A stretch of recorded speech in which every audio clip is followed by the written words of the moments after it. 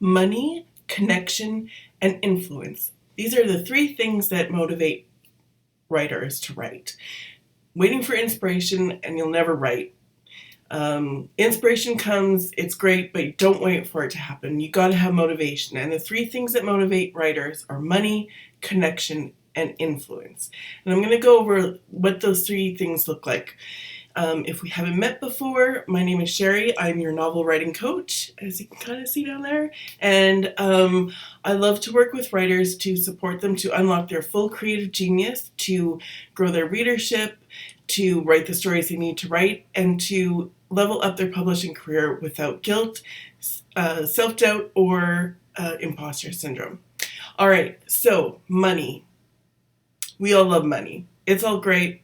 Money means we can pay off our bills. Money means we can buy extra food, maybe extra stuff.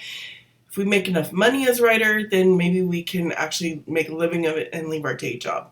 Wouldn't that be great? That's what we're all aiming for often. But money can also mean simply a sense of legitimacy. Everybody wants things for free, especially books. That's why the free books are the biggest category on like Amazon and Kobo ebooks, because everybody wants them for free. Nobody wants to pay. So if someone is willing to pay you for your book, it gives you a sense of legitimacy. Someone actually is willing to pay for what you do, whether that's buying a 99-cent book ebook, or buying your book at a local fair that they found, or getting that book contract that we all want to have. Money is a sense of legitimacy.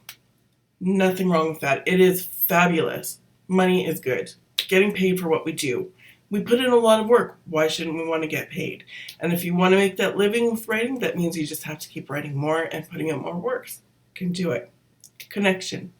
Let me tell you a little story. Two stories, actually. The first is, I was at a convention and someone came up to me and she had recently adopted a baby, and the first 3 months had just been total darkness for her. Late nights, no sleep. I guess the baby had had some health issues. I don't even know, but she just said it had been a very dark time for her, and my books had helped her get through it. I was like, my work here is done. I've helped somebody. I've made that connection with somebody. Just the other day, someone messaged me and said she'd been struggling reading. We're in a pandemic.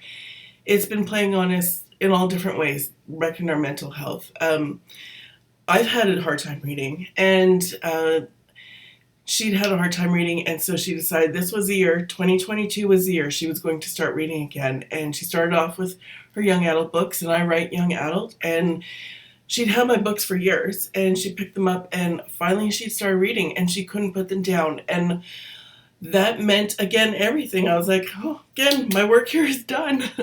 I had made that connection, and my books had helped somebody. Something I had done had connected with somebody and helped them through. Makes me want to also keep writing, because then obviously I have something to say that somebody needs to read.